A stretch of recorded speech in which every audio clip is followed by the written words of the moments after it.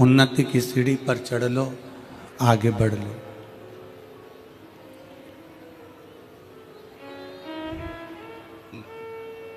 ऐसा संसार में कोई नहीं जन्म लेता, ऐसा संसार में कोई जन्म नहीं लेता जिसको परमात्मा बढ़ने के लिए, आगे चलने के लिए, उन्नति के लिए, तरक्की के लिए मौका नहीं देता।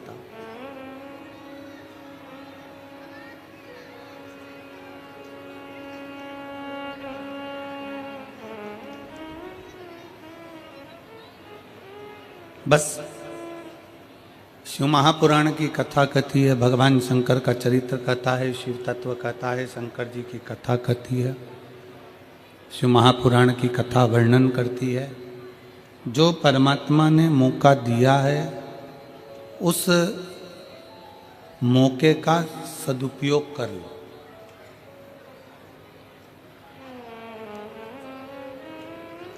और यदि उस मौके का आप और हमने सदुपयोग कर लिया, उस मौके का उपयोग आप और हमने कर लिया, तो ये शिव महापुराण की कथा कहती है कि फिर कोई गिराने वाला नहीं मिलेगा। आप उन्नति की सीढ़ी पर बढ़ते ही चले जाओगे और आगे चलते ही चले। देखो, एक दीपक होता है और एक अगरबत्ती होती है।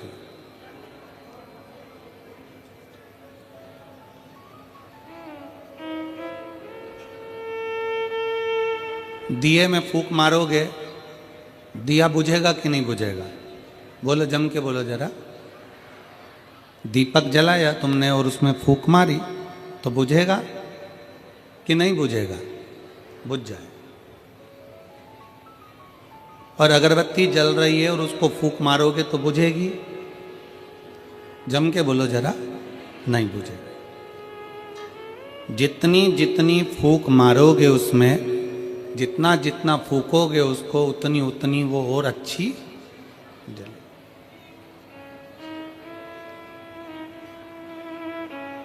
दीपक में फूंक मारी, दीपक बुझ गया। अगरबत्ती में फूंक मारी, वो बुझती नहीं है। क्यों ऐसा? किस लिए?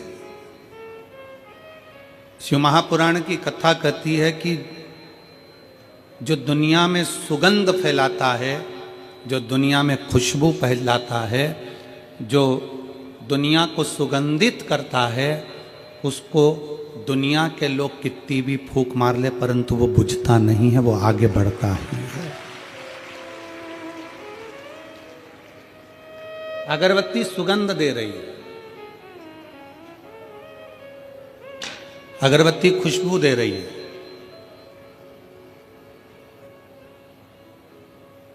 संत तुकाराम जी, संत नामदेव जी, मीराबाई, कर्माबाई,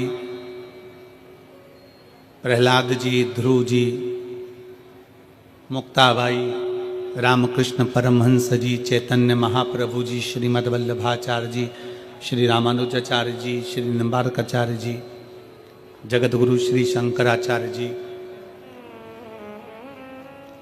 और भारत के जितने जितने संत हैं, साधु हैं, गुरुजन हैं, तपस्वी जन हैं, साधक, उपासक हैं, ये वो अगरबत्ती हैं जो संसार में सनातन धर्म की, भगवत धर्म की, भगवत भक्ति की, राम भक्ति की, कृष्ण भक्ति की, शिव भक्ति की, देवी की भक्ति की अलग जगह है।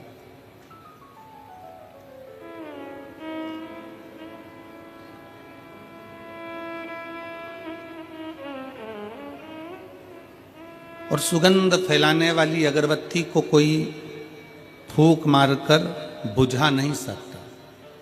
बुझाएगा कोई? नहीं।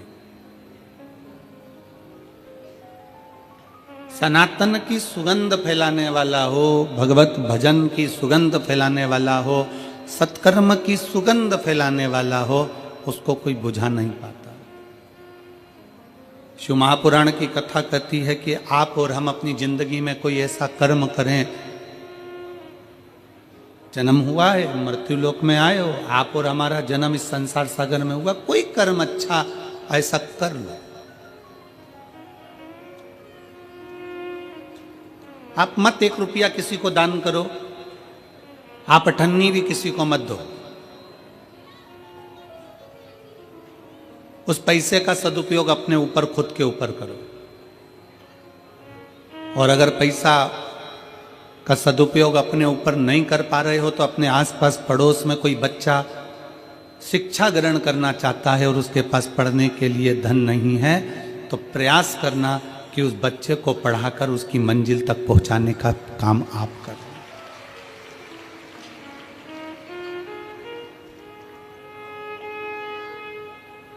आप मत दो किसी को कुछ। आपके आसपास में, आपके मोहल्ले में कोई व्यक्ति बहुत, परिवार में, कुटुंब में, रिश्तों में, नातों में बहुत बीमार पड़ा हुआ है, उसके पास में धन नहीं है, उसके पास में संपदा नहीं है, पैसा नहीं है, करो आप एक प्रयास कि थोड़ा दवाई का खर्चा हम उठा सकते हैं, थोड़ा दवाई का खर्चा अपन कर सकते हैं।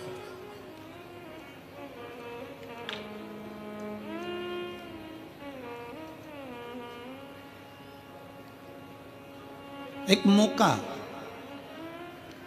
परमात्मा सबको देता है, बस उस मौके का सदुपयोग आपको और हमें करना। मेरठ वालों को भी यह मौका मिला है 7 दिन की शिव महापुराण की कथा श्रवण करने का।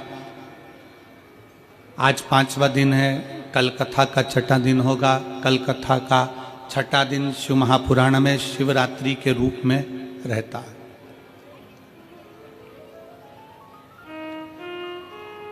कल मेरठ के आसपास का क्षेत्र हो, चाहे मेरठ क्षेत्र हो, चाहे उसके आसपास के लोग हों, सब कल अपना अपना डेरा डम्बर ले लेकर आ जाते हैं और दिन में कथा सुनकर, रात्रि विश्राम कर कर, बाबा का भजन कर कर, दूसरे दिन सुबह 8 बजे से 11 बजे तक की कथा श्रवण कर कर सब अपने अपने गंतव्य की ओर बाबा से झोली भर कर ले जाते हैं।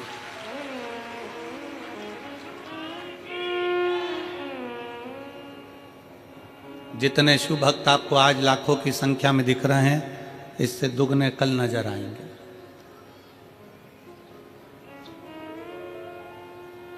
क्यों?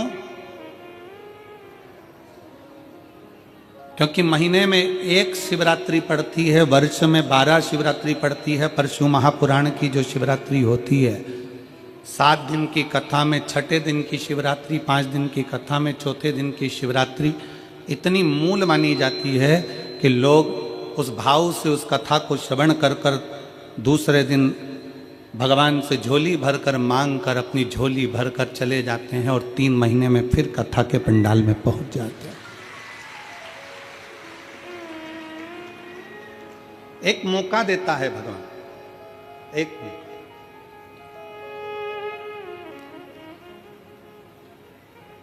और सबको मिला, मेरठ वासियों को बाबा उगड़नाथ जी ने कुछ कृपा करी होगी, बाबा उगड़नाथ जी ने करुणा करी होगी।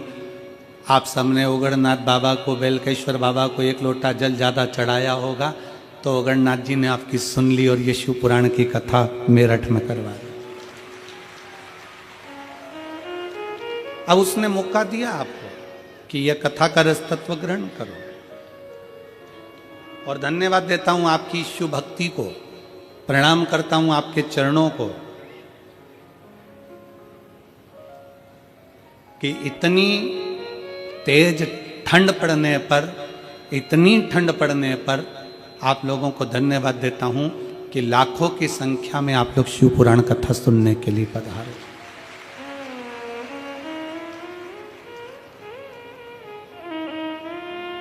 ये अविरल भक्ति है आपकी। भगवान शंकर की अविरल भक्ति आपके भीतर, आप उतारिए उसको। एक चींटी से हमको बहुत कुछ सीखने को मिलता है। एक चींटी सामूहिकता में रहती है, एक साथ रहती है, कतारबद्धता में चलती है और मिट्टी में भी, कचरे में भी अगर शक्कर का कण पड़ा होता है तो चींटी उसको उठा लेती है।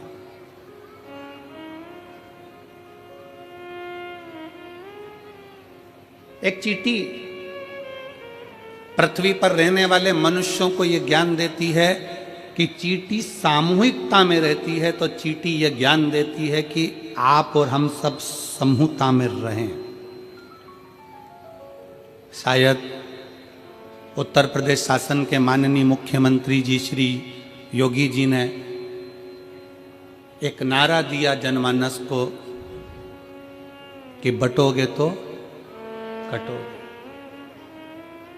माननीय मुख्यमंत्री जी ने एक नारा दिया उत्तर प्रदेश के योगी जी ने कि बटोगे तो कटोगे। ये क्यों नारा दिया? ये चींटी का वो समूह बता रहे हैं कि चींटी जब एक साथ रहती है तो बड़े से बड़े लकड़ी को, बड़े से बड़े कचरे को भी सामूहिकता में उठाकर ले जाती है। जब हम और आप समूह में रहेंगे तो किसी की सामर्थ्यता नहीं कि कोई तुम्हें काट दे। अपनी समूहता,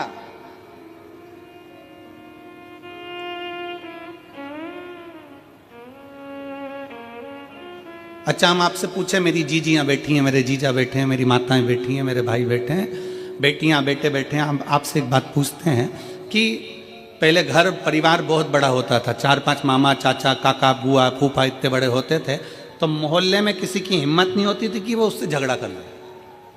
बोलो सही है कि गलत है? अरे जम के तो बोलो जरा, क्यों नहीं झगड़ा करते थे? अरे वो 6 भाई हैं और उसकी 4 बहनें बहुत तेज, और उसकी बुआ वहां रहती है बहुत तेज, और बुआ के बच्चे और तेज। पूरे जगह में सूचना रहती थी कि साहब इतना बड़ा परिवार, इतना बड़ा कुटुंब है, इतने सारे लोग हैं, तो इनसे कोई भिड़ता नहीं था।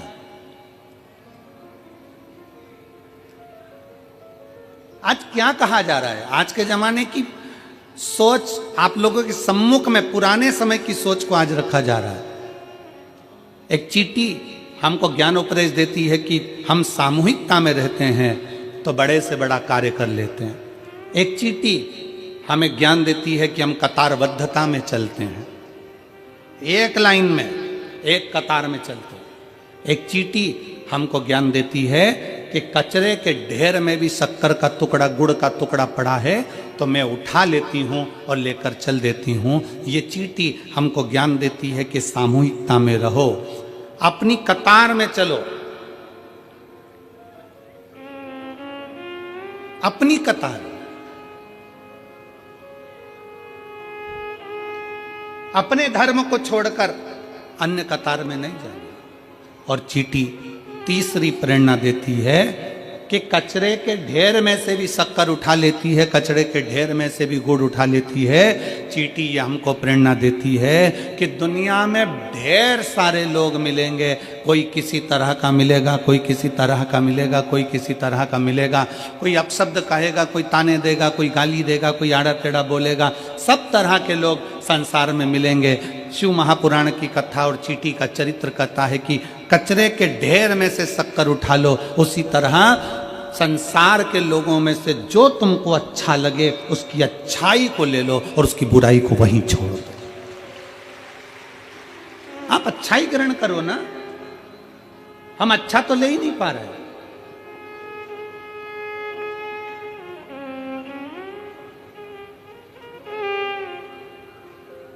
पूरा समय हमने बुराई ढूंढने में निकाल दिया।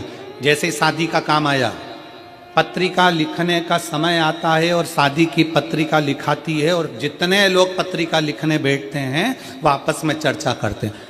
मामा जी के यहाँ पत्रिका भेज रहे हैं, मामा जी के यहाँ पत्रिका भेज रहे हैं, हाँ दूर के मामा है ना, दूर के मामा है ना, उन्होंने अपने को बुलाया था क्या? बस 2 जनी का लिख दो, ज्यादा जाने की जरूरत नहीं है।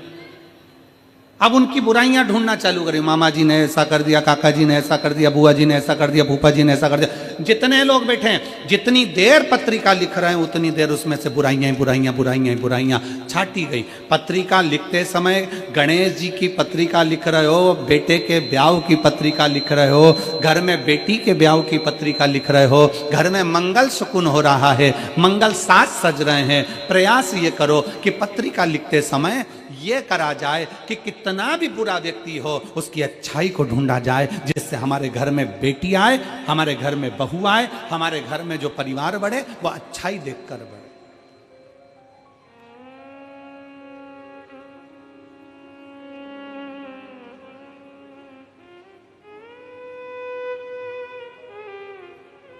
हम श्रेष्ठता देखें, चींटी की सामूहिकता,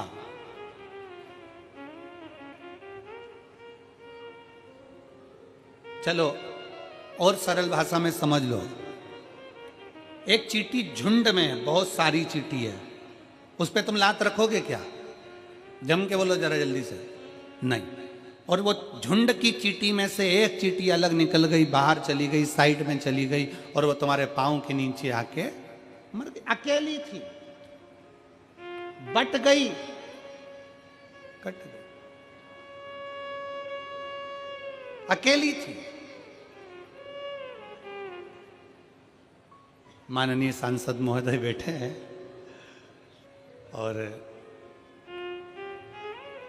मैं साधुवाद दूंगा आपको कि आपके मेरठ क्षेत्र में ये शिव महापुराण की कथा इतने शिव भक्तों के बीच में हो रही है, आपको उसके लिए साधुता है, बहुत बहुत साधुता। माननीय सांसद महोदय अग्रवाल जी को बहुत बहुत साधुता है। चींटी का झुंड है, उस पे पांव नहीं रख पाओगे क्योंकि तुम्हें लगेगा कि इतनी सारी चींटियां हैं, नहीं, काट लेगी, आ जाएगी। और अकेली है, पांव रखा गया, चलेगा, समाप्त हो।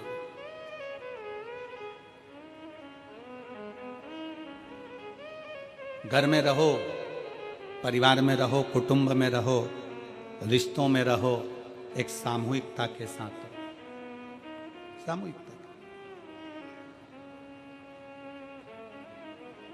अभी महाराज जी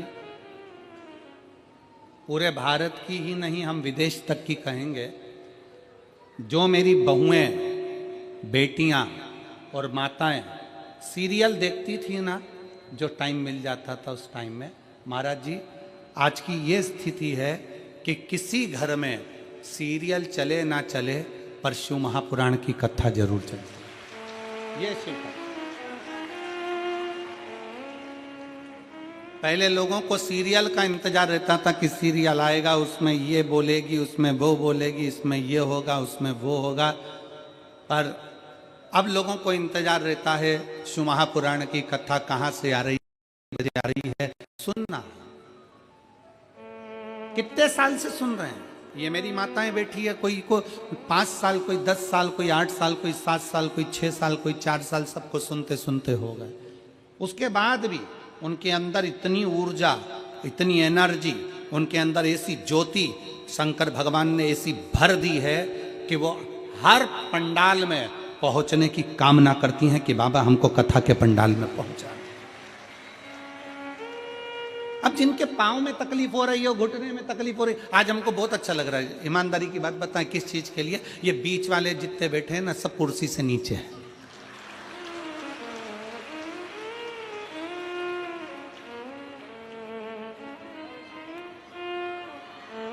पूछें क्यों? काय के लिए? हमें क्यों खुशी हो रही है? क्योंकि शिव महापुराण की कथा में कई माताएं ऐसी आती हैं जिनके घुटने में बहुत दर्द होता है, और हम भी प्रार्थना करते हैं भोले बाबा से कि बाबा जी, हे मेरे शंकर, ऐसी कृपा करना, जितने पंडाल में आए हैं सबको स्वस्थ रखना, इनकी जो जो तकलीफ होना मेरे शंकर वो सब खींच ले।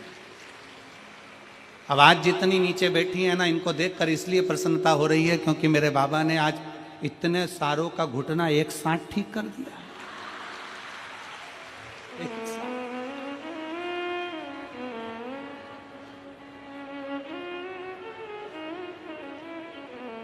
और तेरी लीला का न पाया कोई पार, के लीला तेरी तू ही जाने। आशीष जी एक हमारे मुंबई के यजमान हैं, वो हर कथा में यजमान बनते हैं, काशी में भी बने, ओमकारेश्वर और महाकाल और सीहोर रुद्राक्ष उत्सव में हर साल जजमान बनते हैं। और भोले बाबा उनके जजमानी बनते हैं तो जजमान को ना जाने कहाँ से बाबा देवी देता है। तो आशीष जी, उनका नियम है, कथा सुनेंगे, जब स्तुति करने का समय आएगा तब जमीन पर बैठ जाएंगे। तो हमने उनसे पूछा कि जमीन पर बैठते हो और कथा श्रवण कर कर जब स्तुति करने का समय आता है, श्री शिवाय नमस्तुभ्यम बोलने का, तो जमीन पर बैठकर बोलते हो, उसका फायदा क्या है? कहा गुरुजी, हम जितनी देर जमीन पर बैठकर श्री शिवाय नमस्तुभ्यम बोलते हैं और अगली कथा के लिए यजमान बनने के लिए बाबा से प्रार्थना करते हैं, तो बाबा हमको सही में जमींदार बना देता है और इतना दे देता है कि अगली कथा में हम वापिस यजमान बने। ये शिव कृपा, ये शंकर की उदारता। एक पत्र है,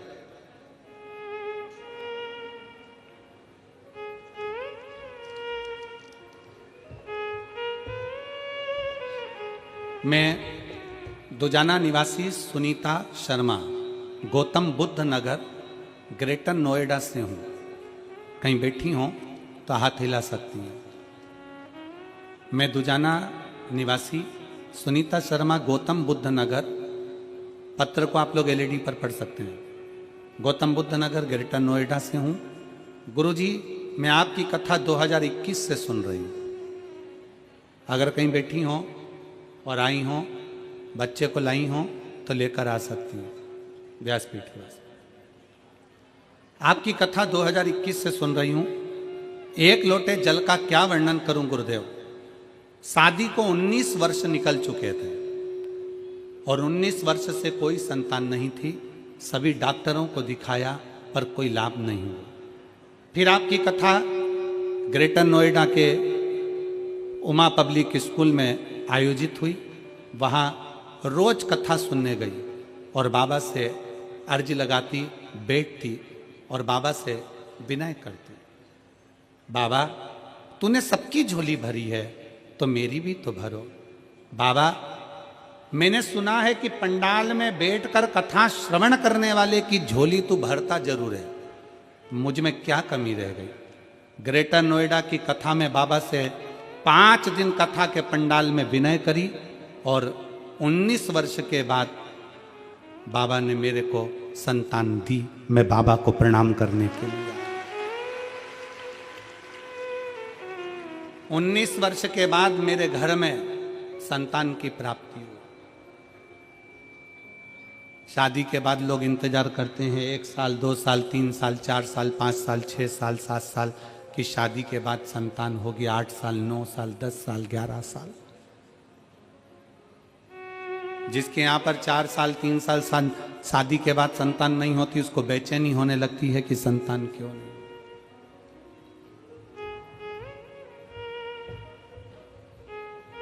पाँच साल, 6 साल, 7 साल, 8 साल, 10 साल, 15 साल, 16 साल, 17 साल, 18 साल, 19 साल जिसकी शादी को हो गए हों और औलाद का सुख नहीं होगा तो विचार करना क्या उसने कितना डॉक्टरों का इलाज कराया, कितनी जगह गई, कितनी जगह गोदी भरवाई होगी, कितनी जगह झोली भरवाई होगी, कितनी जगह जाकर विनय करा होगा, निवेदन करा होगा।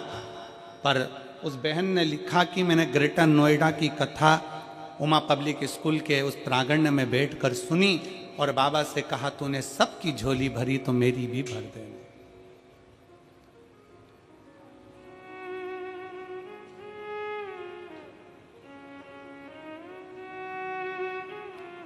फिर खाली ना जाता कोई दर से तुम्हारे, खाली ना जाता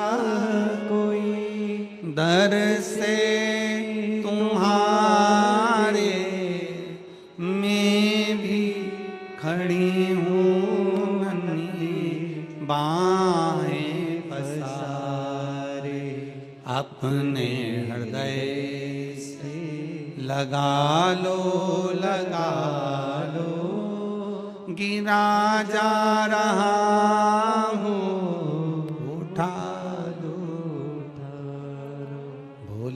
अपने दर से, अब तो न टालो, गिरी जा रही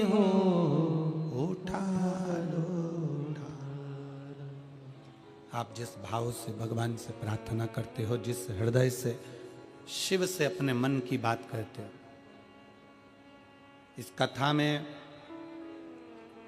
हमारा एक नियम है हर कथा का कि अपने डेरे से जहाँ हम ठहरते हैं वहाँ से चलकर जहाँ कथा स्थल पर आते हैं, दोनों जगह हर जगह एक ही बात जरूर करते हैं। ए बाबा, किसी स्त्री की गोदी खाली मत रखना और किसी पुरुष की जेब खाली मत रखना। स्त्री की गोद खाली रहती है तो उसको भी बहुत सुनना पड़ता है, और पुरुष की जेब खाली रहती है तो उसको भी बहुत धक्के खाना पड़ता है। उसको खाली ना रखिए।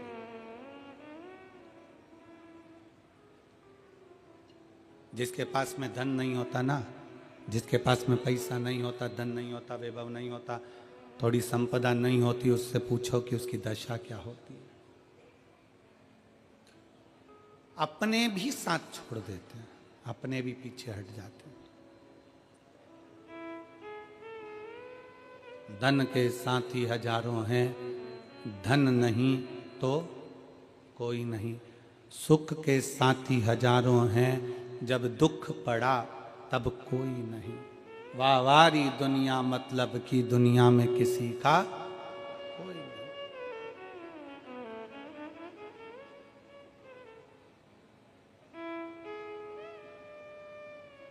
शिव के प्रति समर्पण का भाव जगाती है एक चींटी भी। हमें अच्छा चुनना है। सरोवर पर हंस भी बैठ रहा है और कौवा भी बैठ रहा है। हंस भी बैठ रहा है और कौवा भी सरोवर पर बैठ रहा है। कौवा मोती नहीं चुनेगा, हंस मोती चुन लेगा। आप अच्छा चुनो, अच्छा देखिए, अच्छा करिए, अच्छा समझिए। और फिर निवेदन है, दिया बुझाया जा सकता है पर अगरबत्ती नहीं बुझा सकते। फूंक से नहीं बुझा सकते। आप उस अगरबत्ती को फूंक से नहीं बुझा सकते, क्योंकि वो सुगंध दे रही है, वो खुशबू दे रही है।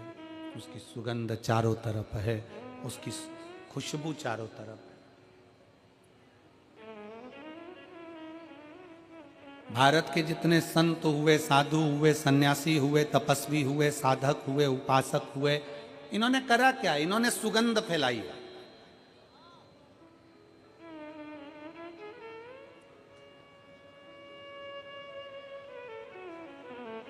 जगतगुरु शंकराचार्य जी ने जब पृथ्वी पर प्रकटे, जगतगुरु शंकराचार्य जी जब इस भूमंडल पर आए, पृथ्वी पर आए, तो जगतगुरु शंकराचार्य जी जब इस भूमंडल पर आए, इस पृथ्वी पर आए, तो जगतगुरु शंकराचार्य जी ने अपनी शिव भक्ति की सुगंध संपूर्ण विश्व में फैलाई। 4 पीठों का निर्माण कर दिया। भारत के 4 कोनों पर भगवान शंकर को विराजमान कर दिया।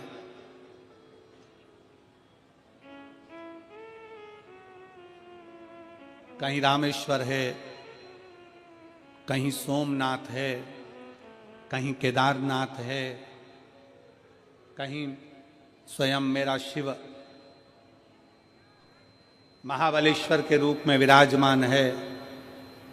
4 कोनों पर, 4 जगह पर भगवान शंकर को विराजमान करा, 4 पीठ का निर्माण करा। शंकर भगवान 4 जगह पर विराजमान हो गए। 4 स्थान ऐसे नियुक्त कर दिए जहां शिव बैठा।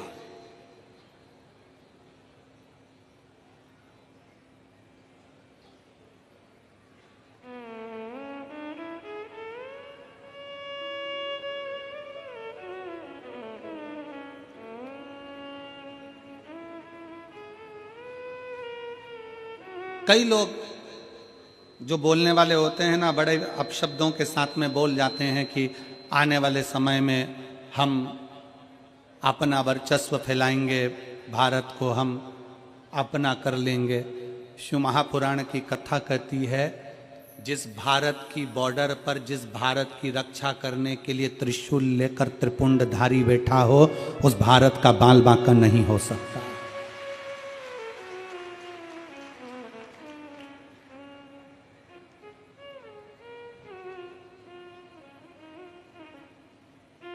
उस भारत का बाल बांका नहीं हो सकता जहां पर त्रिपुंडधारी, त्रिशूलधारी, त्रिनेत्रधारी शंकर चारों तरफ बैठे हैं, कहीं केदार के रूप में, कहीं सोमेश्वर के रूप में, कहीं रामेश्वर के रूप में, कहीं महाबलेश्वर के रूप में। 4 स्थान पर मेरा शंकर अगर विराजमान है, चारों तरफ से वो बॉर्डर के ऊपर बैठा हुआ है रक्षा करने की।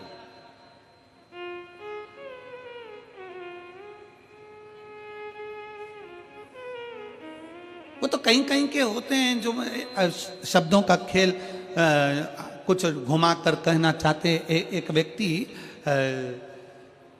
एक जगह पर बात कर रहा था कि बताओ, महाराज जी कहते हैं कि शंकर जी हैं, महाराज जी कहते हैं भगवान है, महाराज जी कहते हैं भगवान है।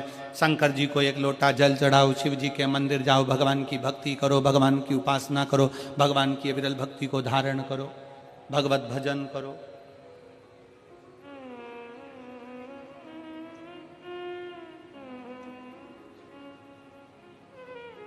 होता है, बहुत सारे मिलेंगे तुमको भी। आप जिस जगह पर रहते हो ना, मेरठ की पवित्र भूमि पर, ओगड़नाथ जी की भूमि पर, वीरों की भूमि पर, क्रांतिकारियों की भूमि पर, बेलकेश्वर महादेव की भूमि पर, जहां आप निवास करते हो, ऐसा नहीं कि आपको नहीं मिलते होंगे, आपको भी मिलते होंगे। भारत में ऐसे बहुत सारे लोग हैं जो दिन भर परमात्मा की बुराई में, भगवान की निंदा में लगे हुए हैं। क्यों जाते हो शंकर जी के मंदिर? क्यों चढ़ाते हो एक लोटा जल? क्या होगा शंकर जी को जल चढ़ाने से? क्या होगा शिव की स्तुति करने से? क्या होगा शंकर का भजन करने से? क्या होगा शिव पुराण सुनने से? भगवान तो है ही नहीं। कहां है भगवान? एक व्यक्ति एक नाई की दुकान पर गया कटिंग करवाने के लिए, दाढ़ी बनवाने के लिए। नाई कटिंग कर रहा था, दाढ़ी बना रहा था। दाढ़ी बनाते बनाते, मसाज करते करते, दाढ़ी बनाते बनाते नाई ने बात छेड़ दी राजनीति की। अब फ्री रहते हैं तो कभी कभी राजनीति की बात का भी क्रम आ जाता है। अब नाई ने राजनीति की बात छेड़ी। राजनीति के बाद राजनीति चालू होते होते होते होते फिर धर्म नीति पर आ गई। अब राजनीति चलते चलते चलते चलते वो बात घूमते घूमते धर्म पर आ गई। और धर्म पर आई तो कटिंग करने वाला कहने लगा भगवान तो है ही नहीं, भगवान तो होते तो इतने सारे लोग संसार में दुखी हैं, भगवान इनका दुख काटने क्यों नहीं जाते? शंकर भगवान तो है ही नहीं, जबरदस्ती वो सियोर वाला महाराज लगा रहता है कि शंकर जी की आराधना करो। जबरन लगा, भगवान तो है ही नहीं। भगवान होते तो इतने सारे का दुख नहीं काट देते, भगवान होते तो इतने सारे की तकलीफ नहीं काट देते। नाई बोलने लगा। कटिंग करवाने वाला कटिंग करवा रहा था, दाढ़ी बनाने वाला दाढ़ी बनवा रहा था। अब कटिंग पूरी हो गई, कटिंग करवाने वाला उठा। वो शंकर जी को बहुत मानता था, निंदा नहीं सुन पाया और उसके मन में गुस्सा भरा गया। गुस्सा भरा गया इसका मतलब ये नहीं कि गाली दे देगा, गुस्सा भरा गया इसका मतलब नहीं कि अपशब्द कर देगा। उठकर बाहर जाने लगा। जैसे ही बाहर जाने लगा, उसका पैसा देकर बाहर निकलते से ही उसने तुरंत नाई को बुलाया और बुलाकर कहा, सामने एक व्यक्ति निकल कर जा रहा है, उसके बड़े बड़े बाल हो रहे हैं, भिखारी जैसा लग रहा है, गंदा सा दिख रहा है। नाई से कहा इसके कटिंग कर दे, इसके बाल काट दे, इसकी दाढ़ी बना दे। नाई बोला काय को बनाऊं? मेरी चौखट पर आए, मेरी दुकान पर आए, मुझसे कहे कि कटिंग करो तो कटिंग करूंगा, मेरे से कहे दाढ़ी बना तो दाढ़ी बनाऊंगा। मैं क्या इसके पीछे पीछे जाकर बनाऊंगा? मैं क्या इसके पीछे पीछे जाता रहूंगा? मेरे पास आकर बोलेगा तो कटिंग करूंगा, मेरे पास आकर बोलेगा तो दाढ़ी बनाऊंगा। मैं किसी के पीछे पीछे जाकर कटिंग और दाढ़ी नहीं बनाता। बस उस व्यक्ति ने नाई से कहा कि अभी तुम कह रहे थे कि भगवान जाकर इनके दुख काट दे, उस व्यक्ति ने नाई से कहा कि जैसा तू कह रहा है कि मेरी चौखट पर आएगा तो कटिंग करूंगा, मेरी चौखट पर आएगा तो दाढ़ी बनाऊंगा, भगवान भी यही कहता है। भगवान भी यही कहता है कि तू मेरे पास आ, भगवान भी यही कहता है तू मेरी चौखट पर आ, भगवान भी कहता है तू मेरे दरवाजे पर आ, अगर तू मेरे दरवाजे पर आएगा तो मैं तेरा दुख काटूंगा जरूर। जैसे नाई की दुकान पर जाओगे तो बाल काटेगा, उसी तरह कपड़े की दुकान पर जाओगे तो कपड़ा भी वो काटेगा, मना नहीं है। उसी तरह उस परमात्मा के दरवाजे पर जाओगे, एक लोटा जल लेकर शंकर जी की शरणागति में जाओगे, एक लोटा जल लेकर शंकर जी के पास में पहुंचोगे, एक लोटा जल लेकर शिव की स्तुति करने जाओगे, उसकी दरवाजे पर एक लोटा जल समर्पित करने के लिए जाओगे, तो ये निश्चित है वो दुख काटेगा जरूर। सारी समस्या का हल एक लोटा जल। आ जाओ, दुख क्यों ना काटेगा, काटेगा।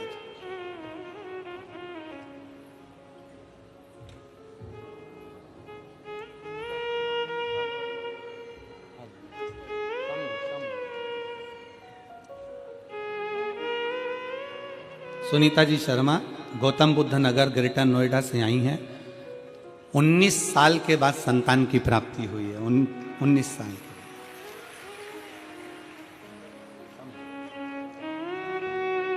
शंभु श्री शिवाय नमस्तुभ्यम, प्रणाम करो।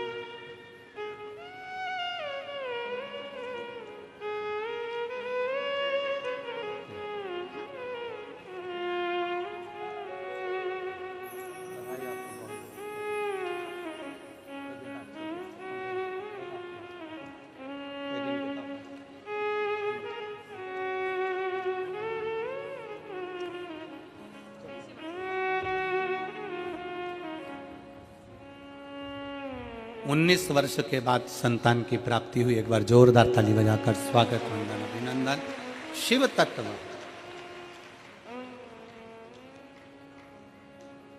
आप उसके दरवाजे तक जाओ, आप उसकी चौखट तक जाओ, आप उसके द्वार तक पहुंचो तो, और जब आप उसकी चौखट तक पहुंचोगे, स्पीकर नहीं चल रहे हैं, आके सुनो पहले इसको। जब आप उसकी चौखट तक पहुंचोगे, आगे के चल रहे हैं 2 पर ये 4 नहीं चल रहा है। जब आप उसके मंदिर तक जाओगे, उसकी चौखट तक जाओगे, उसके द्वार तक जाओगे, तो वो सुनेगा, दुख काटेगा, जाना पड़ेगा। आप सबसे पूछें, मेरी जीजियों, मेरे जीजाओं, बेटियों, बेटाओं, मेरी माताओं, मेरे भाई, जब से आप शंकर भगवान को एक लोटा जल चढ़ाना चालू करे हो, वो तारीख से आज तक विचार करना कि बाबा ने तुमको पीछे नहीं सरकाया, आगे ही बढ़ाया।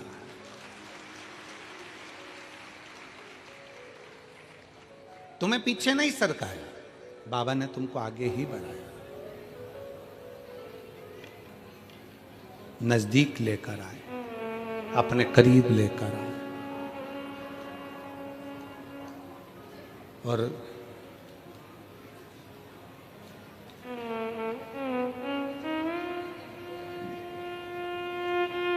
उसको ढूंढो। संसार में आए हो ना, तो उसको थोड़ा सा ढूंढने का प्रयास करो, मिलेगा।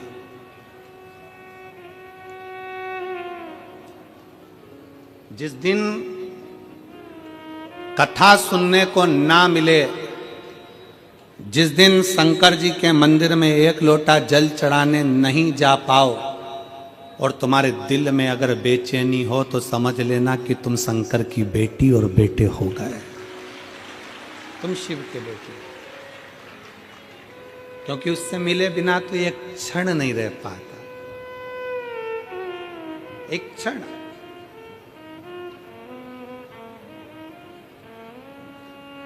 वो कहते हैं ना,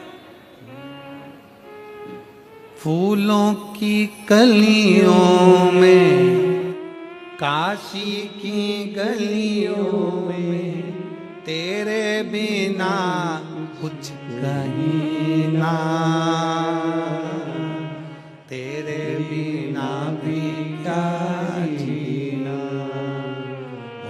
शंभु रे तेरे बिना भी क्या जीना, ओ बाबा रे तेरे बिना भी क्या जीना। फूलों की कलियों में, काशी की गलियों में, फूलों की कलियों में, काशी की गलियों में, तेरे बिना कुछ कहीं ना, तेरे बिना भी क्या जीना। ओ शंकर रे तेरे बिना भी क्या जीना, ओ शंभु रे तेरे बिना भी क्या जीना।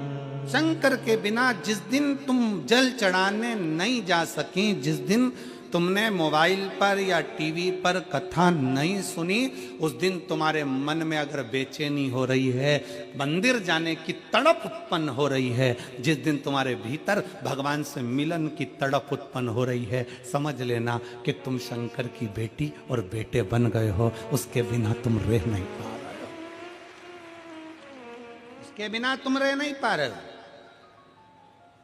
ये तड़प भीतर की है, ये तड़प अंदर की। एक पत्र है,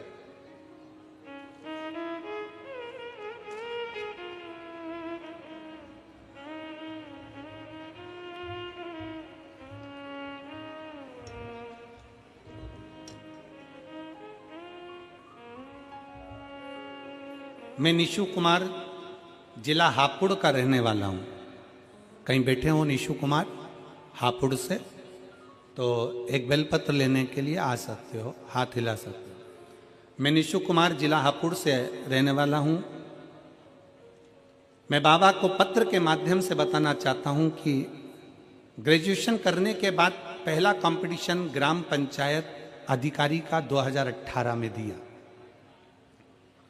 2018 में ग्राम पंचायत अधिकारी का मैंने एग्ज़ाम दिया, जिसमें असफल रहा। उसके बाद काफ़ी कंपटीशन एग्ज़ाम दिए, हर बार 2-3 नंबर से रह जाता। मेरी माता शिव मंदिर जाती थी, किसी ने उनसे शिव पुराण कथा के बारे में बताया और माता टीवी के माध्यम से कथा सुनने लगी। माता ने मुझे शिव मंदिर जाने को कहा, मैं भी कथा सुनना नित्य मंदिर जाने लगा। मैंने 2 बार पशुपतिनाथ का व्रत रखा। 2018 में जो पेपर हुआ था, अखबार में आया कि दोबारा पेपर होगा। मैं शंकर के मंदिर जाना चालू करा और बाबा ने ऐसी कृपा करी कि जो अखबार में आया कि जो 2018 में पेपर दिया था वो दोबारा से होगा और दोबारा से पेपर होगा। अखबार में आया, सुनने में आया तो पेपर लीक हो गया और 2022 और 23 में दोबारा पेपर होगा। मैंने महादेव से कहा, प्रभु इस पेपर में जरूर मुझे पास कर देना। मैंने अपनी पढ़ाई को तेज कर दिया। जैसा गुरुजी आप कहते हो कि कर्म प्रधान है, अभी तक जितने पढ़े उससे 4 गुना पढ़ाई करो। अभी तक जितनी मेहनत करी उससे 4 गुना ज्यादा मेहनत करो। अभी जितना पढ़ रहे हो इससे 4 गुना ज्यादा पढ़ो, अच्छी मेहनत करो। अभी तक जितना पढ़ा उससे अधिक गुना पढ़ो। और हमने पढ़ाई को तेज कर दिया। महादेव का नाम लेकर दिसंबर 2023 में आगरा पेपर देने गया और मेरा परिणाम 2024 सितंबर माह में आया। भोले बाबा की कृपा, एक बेलपत्र, एक शहद का प्रयोग, हापुड़ में ही ग्राम पंचायत अधिकारी बनने का मौका मिल गया और बाबा ने मुझे ग्राम पंचायत अधिकारी बना दिया। एक लाइन अच्छी लिखी आप और हम गुनगुनाते। बखान क्या करूं मैं राखों के ढेर का, चपटी भभूत में खजाना कुबेर का। हे गंगाधार मुक्ति द्वार ओंकार तू,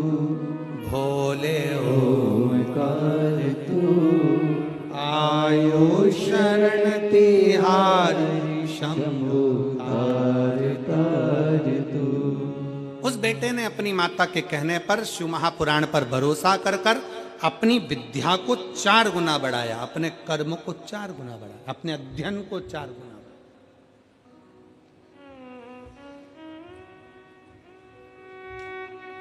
आप शंकर भगवान को शहद लगा के बेलपत्री लगाओ, पर साथ में अपने अध्ययन को बढ़ाओ।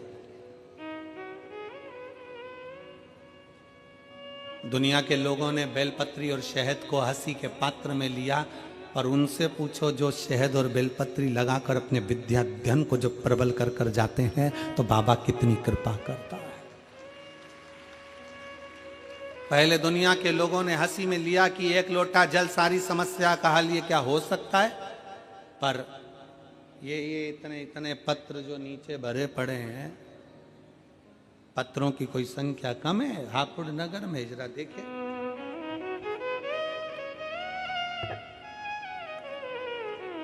अभी तो 5वां दिन है, 7 दिन में बाकी है।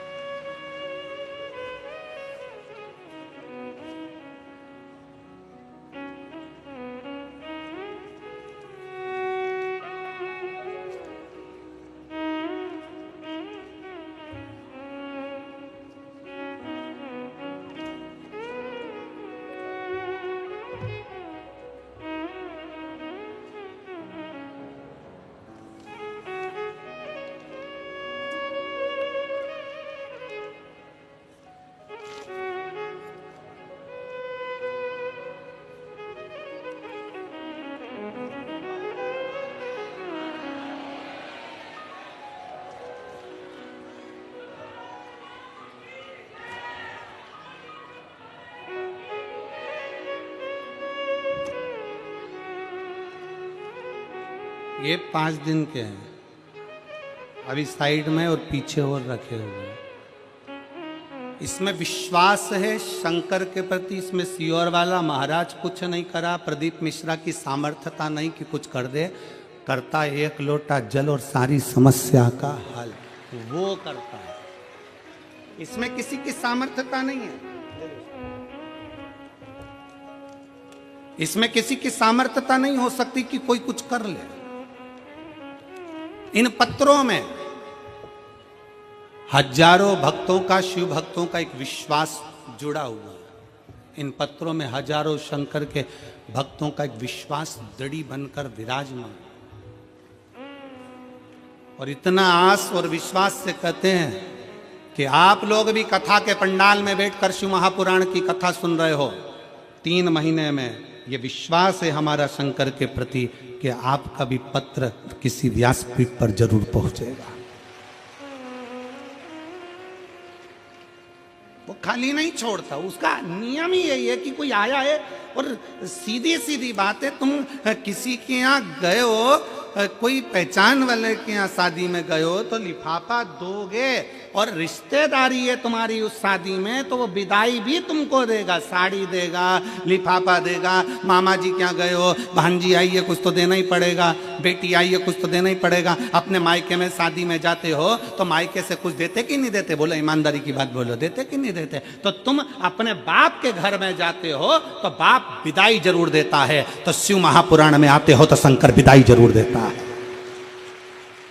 इसीलिए 6ठे दिन की कथा और 7वें दिन की कथा लोग झोली फसार पसार कर आते हैं कि हमें देगा, हम बाप के घर पर जा रहे हैं, अपने पिता के दरवाजे पर जा रहे हैं।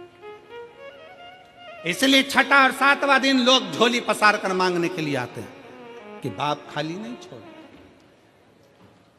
मेहमान जाते जाते बच्चों के हाथ में 200-500 रुपए देकर जाते हैं, और मेरा भोले बाबा, मेरा शंकर, मेरा त्रिकालदर्शी कैलाशी जाते जाते शिव पुराण का कुछ ना कुछ तुमको देकर जाता है, झोली भर कर चला खाली नहीं छोड़ता।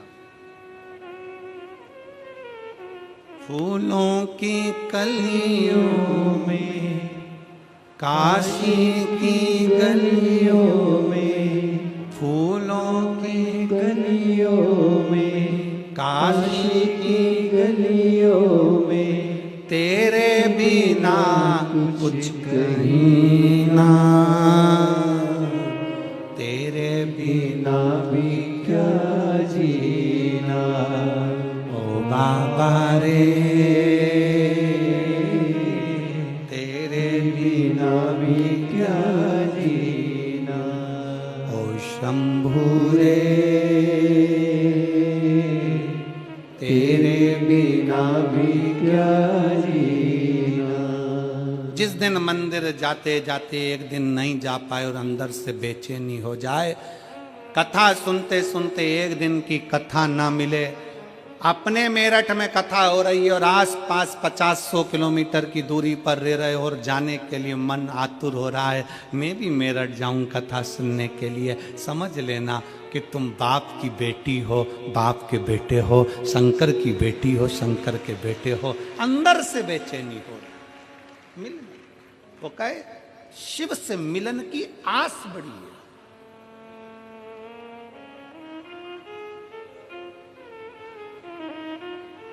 शिव से मिलन की आस,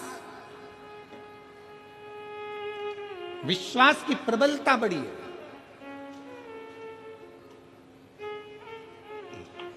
कितना सुंदर एक चरित्र है तारकासुर के बेटों का। तारकासुर के बेटे तारकाक्ष, विदुम्माली, कमलाक्ष की। तारकासुर के 3 बेटे तारकाक्ष, विदुम्माली और कमलाक्ष की। जब पिता तारकासुर मर गए, तारकासुर के प्राण छूट गए, तो तारकाक्ष, विदुम्माली और कमलाक्ष की तीनों ने विचार करा कि मरना तो हमको भी है, प्राण तो अपने भी जाना। हमारे पिताजी ने, तारकाक्ष, विदुम्माली और कमलाक्ष की तीनों कहते हैं कि हमारे पिताजी तारकासुर ने वर में मांगा था कि मैं शंकर जी के पुत्र के द्वारा मरूं। उनको भगवान शंकर का विवाह देखना था और उनके बेटे का द्वारा प्राण छूटना थे, उनका दर्शन करना था। उनको मरना, उन्होंने, तारकासुर ने शंकर भगवान के पुत्र द्वारा मेरे प्राण छूटे, क्योंकि तारकासुर ये चाहते थे कि मैं शंकर जी का विवाह देखूं, शिव जी का विवाह देखूं, शंकर भगवान के विवाह का मुझे दर्शन हो जाए। तारकाक्ष, विदुम्माली और कमलाक्ष की तीनों ने यह विचार कर लिया कि पिताजी ने तो कार्तिकेय का दर्शन मांगा था, पर हमें शंकर का दर्शन करना है प्राण छूटते समय। प्राण जाए तब शिव हमारे सामने हो, प्राण जाए तब शंकर हमारे सम्मुख में हो।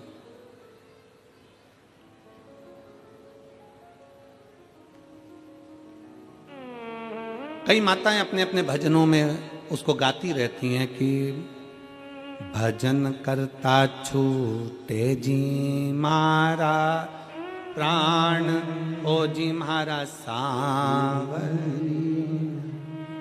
और कई माताएं भजन में गाती रहती हैं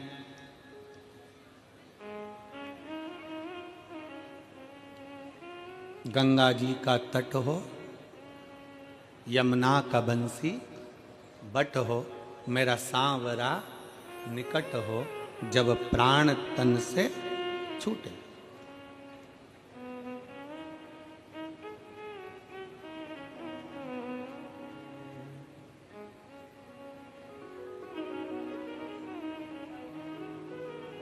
कई माताएं गाती हैं, कई माताएं स्मरण में लेती हैं और सब विनय करते हैं कि आखिरी समय में अंत समय प्रभु आना पड़ेगा, वचन दिया तो निभाना पड़ेगा। आए ना आए प्रभु कुटुंब कभी, अंत समय प्रभु आना पड़ेगा, वचन दिया तो निभाना पड़ेगा। कईयों के मन में भाव जागृत होता है कि अंत समय में परमात्मा हमारे करीब में आए, हमारा अंतिम समय सुधर जाए, हमारा अंत क्षण सुधर जाए। और फिर निवेदन है, जवानी को सुधारने के लिए बचपन सुधारना पड़ेगा। क्या सुधारना है? जम के बोलो जरा। बचपन। बचपन सुधरा तो जवानी सुधर जाएगी, जवानी सुधरी तो अधेड़ी सुधर जाएगी, और अधेड़ी सुधरी तो बुढ़ापा सुधर जाएगा। ये सुधारने की सीढ़ी है। अब कई लोग तो कहते हैं कि अभी कोई हमारा भजन करने की उम्र है, अभी तो हमारे को कोई कथा सुनने की उम्र है, अभी तो हमारी क्या कथा सुनने की उम्र है, भजन करने की उम्र है। होता है एक पति ने पत्नी को गले का हार दिलाया, नेकलेस, बड़ा सुंदर हीरो का, 50 लाख रुपए का, और हीरे का हार दिलाया। और पति ने पत्नी से कहा पहन ले।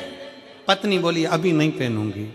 पहन लेना तो क्या हुआ पहनने में, अभी नहीं पहनूंगी। तो फिर देवर के लड़के की शादी होगी ना, उस दिन पहनूंगी। ठीक है, शादी की सालगिरह आ गई। पति ने फिर पत्नी से कहा आज तो अपन दोनों की शादी की सालगिरह में तुझे घुमाने ले गया था, वहां से मैंने तुझे नेकलेस दिलाया था, वो पहन ले। पत्नी बोली अभी नहीं पहनूंगी, अभी जरा देवर के लड़के की शादी होगी तब पहनूंगी। और देवर के लड़के की शादी होना थी मार्च में,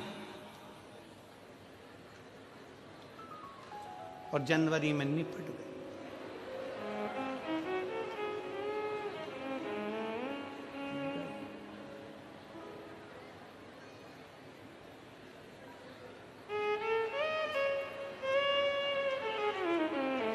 नेकलेस धरा की धरा ही में गया। चिता पर, अर्थी पर उसको लेटाया गया। सारा श्रृंगार पति कर रहा था, मांग में सिंदूर भर रहा था, हाथ में मेहंदी लगा रहा था, पाँव में महावुर लगा रहा था, बड़ा सुंदर श्रृंगार पति कर रहा था। रोते रोते पति अलमारी में खोल कर नेकलेस लेकर आया, और नेकलेस लेकर आकर पति पत्नी को पिनाने लगा। दोस्त रोते रोते बोले क्या पागलपंती कर रहा है, इतना महंगा नेकलेस। पत्नी मर गई, उसके अर्थी पर पिना रहा है। पति रोता रोता बोला इससे मैं कह रहा था पहन ले पहन ले पहन ले, और ये हमेशा कहती थी जब पहनूंगी जब पहनूंगी जब पहनूंगी। इसको क्या मालूम था कि मौत का कोई ठिकाना नहीं होता है, जो जिंदगी जियो खुश होकर जियो। कथा कह रही है मेरठ की जीजियों, जितनी साड़ी रखी है सब पहन लो।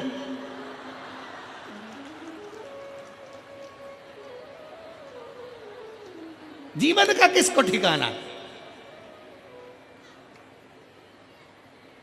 अभी हम सीओर से आ रहे थे तो एक भगत ने ये स्वेटर दे दिया। अब स्वेटर दे दिए तो क्या करें, हम तो बगलबंदी पहने।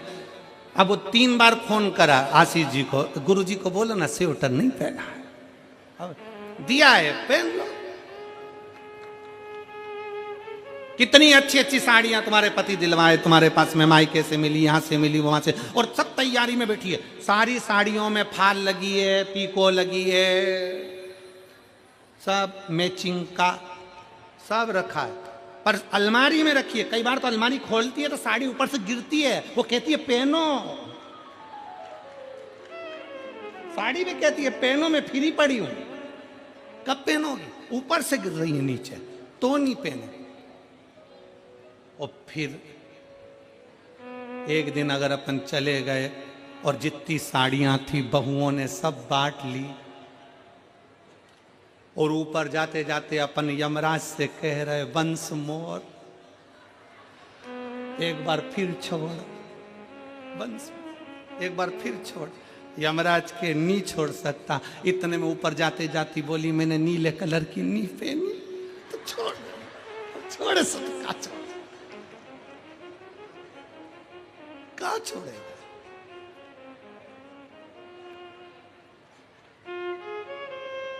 महाराज मौका मिला है इसलिए निवेदन करा,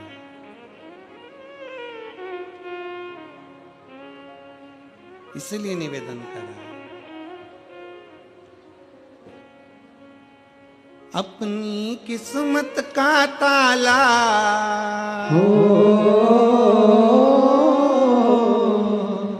अपनी किस्मत का ताला तुम खोलते चलो। श्री शिवाय नमस्तुभ्यं तुम खोलते चलो। श्री शिवाय नमस्तुभ्यं तुम बोलते चलो। ओ श्री शिवाय नमस्तुभ्यं तुम बोलते चलो। श्री शिवाय नमस्तुभ्यं तुम बोलते चलो। अपनी किस्मत का ताला हो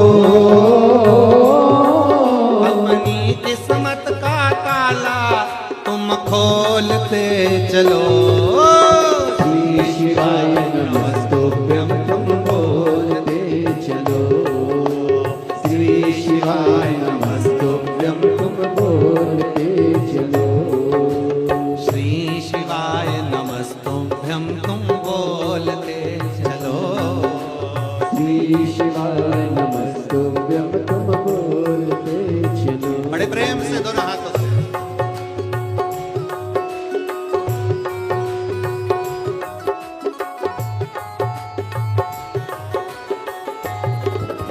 शंभो।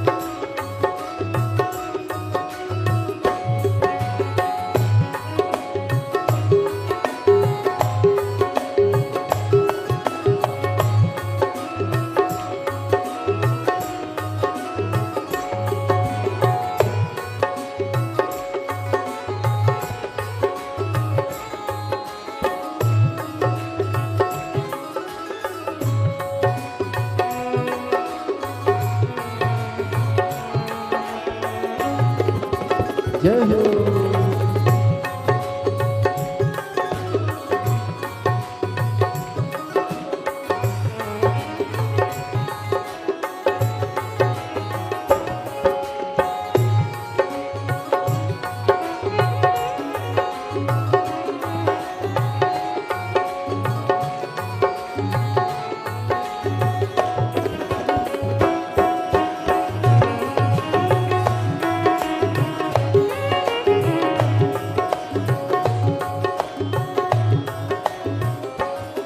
समझाना बड़ा मुश्किल है, समझाना बड़ा मुश्किल है।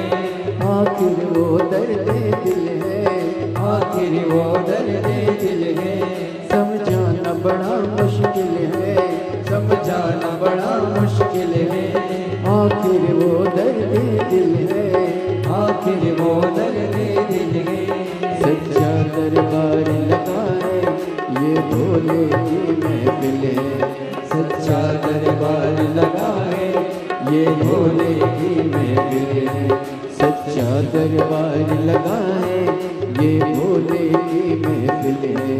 सच्चा दरबार लगाए ये भोले की महफिल है। नैनों को भोले बाबा का हो,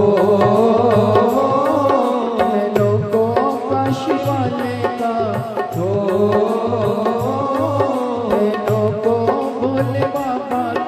दीदार चाहिए। वो काशी रहने वाला वो लगाते चाहिए।